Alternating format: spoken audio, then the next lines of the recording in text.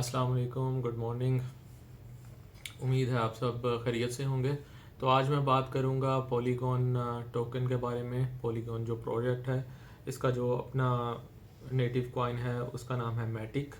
बहुत ही famous project है और टॉप 20 प्रोजेक्ट्स में आता है और इस टाइम ये 19 नंबर पे है, रैंक कर रहा है क्रिप्टो करेंसीज की लिस्ट में। इसका टोटल मार्केट कैप जो है 8.2 बिलियन है और इसके जो कंपेटिटर्स हैं वो हैं इथेरियम, क्योंकि ये एक ब्लॉकचेन टेक्नोलॉजी है। तो इथेरियम, एवलांच, सोलाना जो हैं इसके कंपेटिटर्स हैं। अभी थोड़ा सा मैं आपको ओवरव्यू दे दूं। मेरे पर्सनल ओपिनियन में मैटिक क्यों बेटर है एवलांच या सोलाना से। एक तो ये कि इसके ब्रेकडाउन नहीं हुए जैसे सोलाना के ब्रेकडाउन हो जाते नेटवर्क के। दूसरा ये कि मैंने पर्सनली यूज़ किया है, स्पीड वाइज बहुत अच्छा है और ट्रांजैक्शन फ़ी इसकी जो है काफ़ी कम है और काफ़ी अच्छे प्रोजेक्ट्स जो हैं वो पॉलीगॉन पे आपको मिलेंगे। तो ये कुछ उसके अच्छे पॉइंट। और दूसरा देखिए, उनकी जो मैक्सिमम सप्लाई है 10 बिलियन कॉइन्स की, वो ऑलरेडी डिक्लेयर्ड है और उसमें से 78% जो है ऑलरेडी सर्कुलेशन में है। ठीक है, तो अभी जो इसकी प्राइस कम है, एक तो इन जनरल मार्केट जो है बेरिश है जिसकी वजह से प्राइस नीचे है, लेकिन आप ये देखेंगे इस टाइम ये $1 और 5 सेंट्स पे जो है वो ट्रेड कर रहे हैं। ठीक है, 8.2 बिलियन इसका मार्केट कैप है, जो कि इस तरह के प्रोजेक्ट के लिए मेरी पर्सनल ओपिनियन में बहुत ही कम है। तो इसका ऑल टाइम हाई तकरीबन $3 के पास था। ये देखें, तकरीबन 2.9 के पास इसका ऑल टाइम हाई था और इस टाइम ये $1.05 पे ट्रेड कर रहे हैं। ठीक है, तो मैंने पर्सनली यूज़ किया हुआ है, इसलिए मेरे ख्याल से ये अच्छा प्रोजेक्ट है एज़ कम्पेयर टू एवलांच या अगर आप बात करें सोलाना की। ठीक है, तो मेरी पर्सनल ओपिनियन में ये इजीली जो है अपना ऑल टाइम हाई जो है बनाएगा जैसे मार्केट स्टेबलाइज होगी और इसके ज़्यादा चांसेस हैं ग्रोथ के as compared to Solana and Avalanche. अभी जो है थोड़ा इसकी टेक्निकल इसका एनालिसिस कर लेते हैं। मैं आपको शो कर देता हूँ। ये देखें, आप खुद भी कर सकते हैं, tradingview.com पे जाके अपना एक अकाउंट बनाएं और उसमें इंडिकेटर्स जो है वो आप लगा के इसको। ये बहुत अच्छा प्लेटफॉर्म है जहाँ पे आपको ना सिर्फ क्रिप्टो करेंसी बल्कि सारे स्टॉक्स के भी जो हैं आप चार्ट्स जो हैं उनको ओपन करके एनालाइज कर सकते हैं। ठीक है, तो यहाँ पे मैंने कुछ इंडिकेटर्स यूज़ किए हैं और तो यहाँ पे जैसे आप देख सकते हैं कि जैसे मैंने यहाँ पे ये बोलिंजर बैंड लगाया हुआ है और मूविंग एवरेजेस लगाई हुई हैं। तो आप ये देखें कि जैसे ही प्राइस जो है, ये मैं बिगनर्स के लिए बता रहा हूँ जो कि ऑलरेडी प्रोफेशनल्स हैं, उनको इन सारी चीज़ों का पता है। तो मैं सिर्फ एज एजुकेशन भी साथ में थोड़ा सा मैं बता दूं आपको कि जैसे ही प्राइस जो है ये अपर लाइन को टच करती है तो यूजुअली जो है उसके बाद इसमें डिक्लाइन आता है। जैसे कि देखें यहाँ पे इसने टच किया है, उसके बाद ये नीचे आएगा। ठीक है, उसके बाद जब ये बॉटम टच किया तो उसके बाद प्राइसेस जो है ऊपर जाती हैं। हर बार ऐसे नहीं होता है, लेकिन ये है कि एक इंडिकेटर है, वहाँ से आपको थोड़ा आइडिया मिल जाता है। ठीक है, और कभी भी एक इंडिकेटर पे डिपेंड नहीं करना होता आपने आपने उसकी वेरिफिकेशन एटलीस्ट 3 इंडिकेटर से आपने करनी होती है। उसके बाद ही आप प्रॉपर अगर ट्रेड करेंगे तो ज़्यादा सक्सेसफुल रहेंगे। अगर आप एक ही इंडिकेटर को यूज़ करते हुए उसके हिसाब से ट्रेडिंग करेंगे तो हो सकता है 60% तो आपकी ट्रेडिंग ठीक हो, लेकिन 40% जो है आपके लॉसेस हो सकते हैं। लेकिन अगर आप सेम सिग्नल की वेरिफिकेशन 3 डिफरेंट इंडिकेटर से कर लेते हैं तो आपके जो विनिंग परसेंटेज है वो तकरीबन 80 to 85% हो जाती है। तो आप जो है टॉप जो है 20% में आप आ सकते हैं। ठीक है, तो अभी ये देखें, अभी करंट प्राइस की बात करते हैं तो आप देखें कि ऑलरेडी बॉटम यहाँ पे टच हुआ हुआ है। ठीक है, बॉटम ऑलरेडी टच हुआ हुआ है और यहाँ से थोड़ा सा आप स्पाइक का थोड़ा सा भी वेट करें। मैं रिकमेंड करूँगा थोड़ा सा वेट करें और उसके बाद जो है इसमें आप ये देखें, अभी यहाँ पे भी इंडिकेट कर रहा है कि इस टाइम ये प्राइस जो है ये $1.04 के पास है और ये $0.96 तक आ सकती है। ये देखें 0.96 अगर आप इधर देख सकते हो तो 0.96 डॉलर्स तक आ सकती है। मिड रेंज में टारगेट 1.24 का है और लॉन्ग टर्म में 1.5 का बता रहा है। ठीक है, ये इंडिकेटर, ये पहले इंडिकेटर की बात होगी।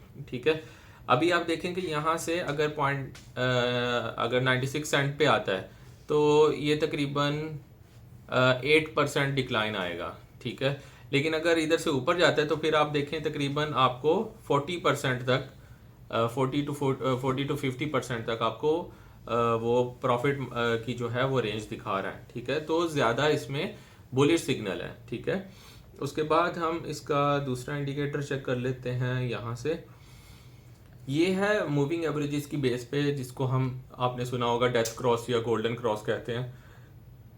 तो अगर 200 की जो मूविंग एवरेज की ये जो लाइन है ये नीचे हो और 50 की ऊपर हो, ठीक है, तो तब तक जो है प्राइस इसकी बुलिश रहती है। और अगर 20 की मूविंग एवरेज ऊपर आ जाए, 200 की मूविंग एवरेज ऊपर आ जाए और 50 की मूविंग एवरेज जो है वो नीचे आ जाए तो फिर जो है बेरिश सिग्नल आ जाता है। तो जैसे यहाँ पे ये क्रॉस बना है, ठीक है, यहाँ पे ये जो क्रॉस बना है इसको डेथ क्रॉस बोलते हैं। डेथ क्रॉस का मतलब है कि प्राइस अब नीचे जाएगी। तो जब गोल्डन क्रॉस होगा तो इसका मतलब है प्राइस अप जाएगी। अभी ये देखें कि 200 की जो मूविंग एवरेज की लाइन थी वो नीचे थी और 50 की ऊपर थी। तो प्राइस देखें ऐसे फ्लक्चुएट की है, लेकिन इस लाइन को उसने ब्रेक नहीं किया। ये देखें यहाँ पे जुलाई में देखें इस लाइन को टच किया, उसके बाद फिर प्राइस ऊपर चली गई। फिर सितंबर में टच किया, उसके बाद फिर प्राइस जो है वो 1.9 सेंट से लेके तो ऑल टाइम हाई तक गई 2.89 तक। ठीक है, उसके बाद देखें ये दोबारा टच किया इसने जनवरी में, ठीक है, 1.6 पे। उसके बाद फिर दोबारा से इसने स्पाइक लिया है, लेकिन यहाँ पे आके प्राइस जो है इस लाइन को क्रॉस करके नीचे आ गई और डेथ क्रॉस बन गया। अब इसके बाद से आपका बेरिश ट्रेंड स्टार्ट हो गया। अब यहाँ पे आपकी जो मेजर सपोर्ट आ रही है वो ये लाइन है, ये मैंने लाइन ड्रॉ की है, ये तकरीबन आपकी 71-72 सेंट्स के पास बनती है। ये मतलब इसकी मेजर सपोर्ट है जो कि इसने अभी तक 2 बार रीटेस्ट की है और हो सकता है तीसरी बार भी रीटेस्ट करे। ठीक है, ज़रूरी नहीं होता कि उसने 71 या 72 सेंट्स को टच करके ही अप जाना है। ठीक है, अभी देखें जैसे कि 8 अप्रैल, ओके, मई के स्टार्ट में इस लाइन को उसने रीटेस्ट किया। उसके बाद यहाँ पे उसने जुलाई 21 में फिर टेस्ट किया इसको। ठीक है, लेकिन देखें इस यहाँ से मई से लेकर जुलाई में तो दोबारा इसको टच नहीं हुआ। ठीक है, तो ज़रूरी नहीं है कि हर बार यहाँ से टच ही होना है। यहाँ से देखें फिर अपवर्ड ट्रेंड आया, फिर उसके बाद जो है सितंबर में जब डिक्लाइन आया तो फिर इस लाइन को जो है 200 की एमए को तो टच किया, लेकिन अपने प्रीवियस सपोर्ट लेवल तक नहीं आई। ठीक है, तो यहीं से ऊपर चली गई। ठीक है, तो आपने पिछले लेवल्स भी देखने होते हैं और साथ में आपने जो इंडिकेटर है उसको भी एनालाइज करना होता है। ठीक है, अगर ये लाइन थोड़ी नीचे होती, ठीक है, अगर ट्रेंड इस तरह बन रहा होता तो हो सकता है इसकी प्राइस और नीचे आ जाती। ठीक है, तो अभी क्योंकि इसको ब्रेक किया है तो इसकी जो रेजिस्टेंस आएगी वो 200 की मूविंग एवरेज ही आएगी। और जैसे ये आगे इसका चार्ट कंप्लीट होगा तो इसकी जो रेजिस्टेंस जैसे ही ये लाइन आगे आती जाएगी वही हमारा जो है वो रेजिस्टेंस लेवल बनता जाएगा। और सपोर्ट जो इसकी सबसे मेन सपोर्ट है वो तकरीबन 71-72 सेंट्स के पास है। और यहाँ से नीचे जाना प्राइस काफ़ी मुश्किल है। यहाँ से अगर देखें आप 1.04 डॉलर पे ट्रेड कर रहा है, तो अगर 72 सेंट पे आता है तो इसका मतलब है तकरीबन 25 से 27% जो है डिक्रीज और हो सकती है। प्राइस होगी या नहीं होगी कंफर्म नहीं, लेकिन हो सकती है। ठीक है, लेकिन क्योंकि ये इसकी बहुत ही मेजर सपोर्ट है यहाँ पे। ठीक है, तो ये चीज़ें आपने देखनी है। पहले इंडिकेटर से हमें पता चला कि थोड़ा सा हम वेट करेंगे और बुलिश ट्रेंड है। ठीक है, बुलिश ट्रेंड आएगा और वहाँ पे भी आपको टारगेट नज़र आ गया था। यहाँ पे भी देखें 72 सेंट है सपोर्ट इसकी। और क्योंकि जैसे ये आगे लाइन इसके जो कैंडल्स हैं वो ड्रॉ होती जाएंगी तो ज़्यादा क्लैरिटी आ जाएगी। ठीक है, हो सकता है 80 सेंट से ही बाउंस बैक कर जाए, ऊपर चली जाए, और रेजिस्टेंस आपने 200 की मूविंग एवरेजेस को ही कंसीडर करना है। ठीक है, तो RSI जो है अभी इसका 33 है, और थोड़ा वेट करें, 30 तक आने दें, 29 तक आने दें, उसके बाद जो है बाइंग अपॉर्चुनिटी जो है बन सकती है। तो पहले इंडिकेटर ने भी हमें यही बताया कि बुलिश ट्रेंड आएगा। सेकंड में जो है एक रेंज बता दी सेकंड इंडिकेटर ने कि आप जो है 70 सेंट 72 सेंट तक भी इसकी प्राइस आ सकती है। तो ये इसकी कुछ टेक्निकल जो है टर्म्स थी जो मैंने आपको बताई हैं, और कैसे जो है आप प्राइस का थोड़ा एस्टिमेट लगा सकते हैं, वो मैंने सारी चीज़ें बताई हैं आपको। तो इन चीज़ों को जहन में रखें, और मेरे पर्सनल ओपिनियन में मेरे टॉप 5 जो क्रिप्टो करेंसीज हैं उसमें ये एक प्रोजेक्ट है, और मैं पर्सनली भी इसको यूज़ करता हूँ।